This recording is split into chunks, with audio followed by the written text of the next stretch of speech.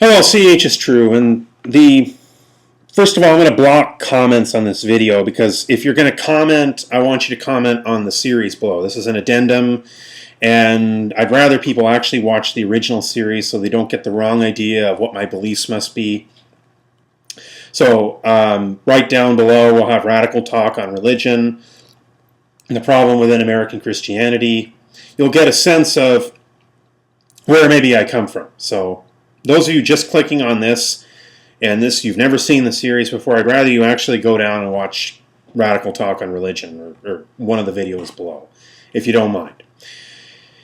This channel has gone through some twists and turns, and those of you who haven't figured it out yet, I'm not in it for the subscribers.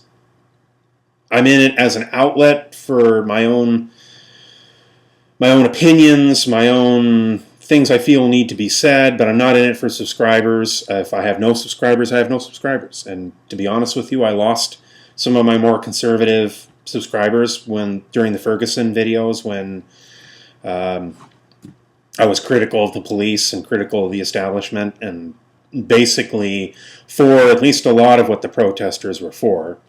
Maybe not all the tactics, but certainly. But I was for the idea that the police need to be accountable.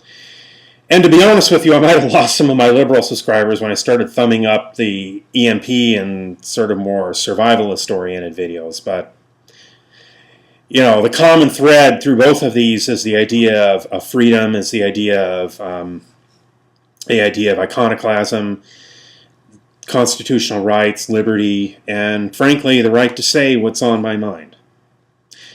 And I'm going to say it. For those of you who were offended by the Ferguson videos, I want to say a word, and you're still hanging on, and you're still here, and I appreciate that. I want to say a little bit about the nature of American conservatism, and I address that in the problem with American Christianity below. Or I call it the problem within American Christianity, so I'm not so offensive. But in general, the problem within American Christianity is its alliance, in my opinion, with not just a partisan agenda, not just the Republican Party, not just because I understand that the Republican Party would represent a lot of the values or the positions on things that you would feel right about. And I can understand that. What I cannot understand is falling for it hook, line, and sinker. In particular, the Republican Party represents the top, not even the 1%, I mean the top of the 1%.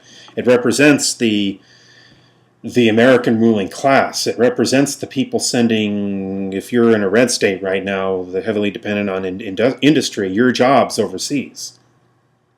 The family farms that were in your state suffered under Reagan. Obviously, this happened under Democrats too. I'm not denying that the Democrats are also the party of Wall Street, but in particular, the inequality that we have seen as a result of policies backed most by Republicans.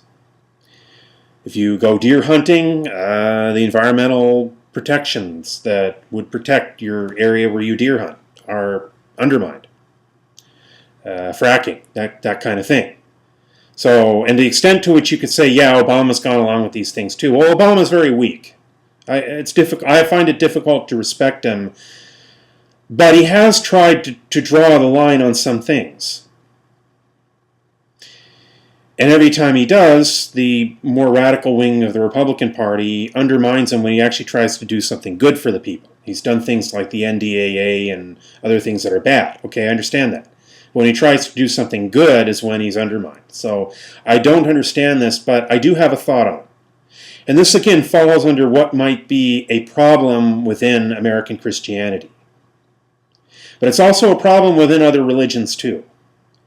I notice Islamic extremists seem to hate people who just live freely far more than they hate their supposed targets. I mean, supposedly they hate the tyrants, the dictators. Supposedly they hate the Western oligarchy. Supposedly they hate all these different cabals and conspiracies. But those aren't the victims of terrorist bombings. It's ordinary people who just don't toe the line quite the way they do.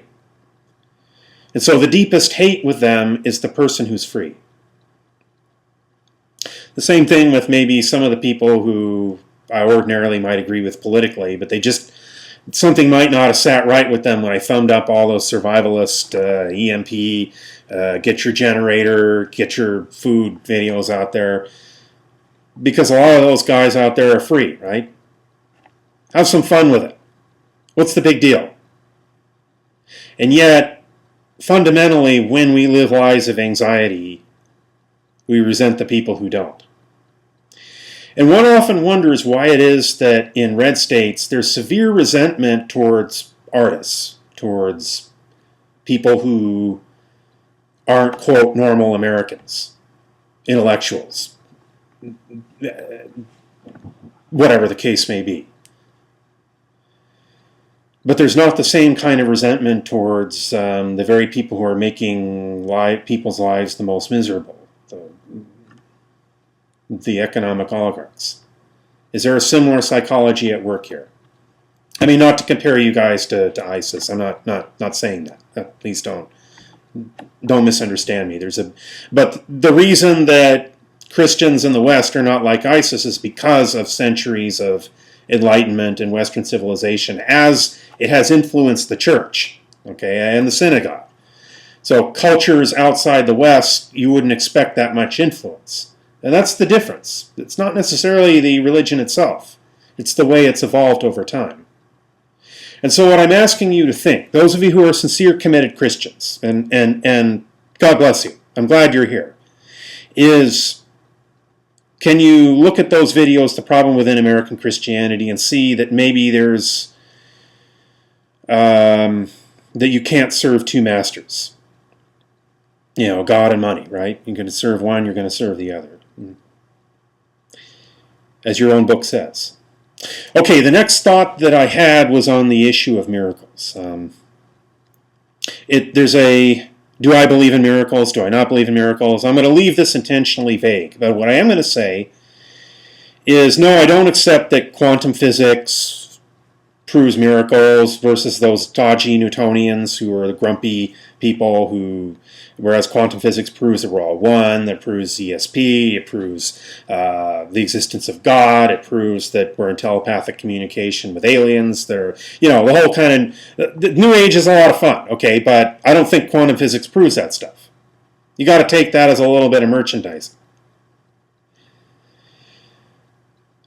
And I also don't think Newton himself did not subscribe to a mechanistic worldview. He very much didn't, if you explore what he explored as far as alchemy and that kind of thing. But by the 19th century, yes, Newtonianism had come to that point of believing in a mechanistic worldview. And I'm glad that quantum physics shook things up a little bit. And Newton probably would have approved, but that doesn't show us conclusively. Actual quantum physicists would not say, yes, that proves miracles.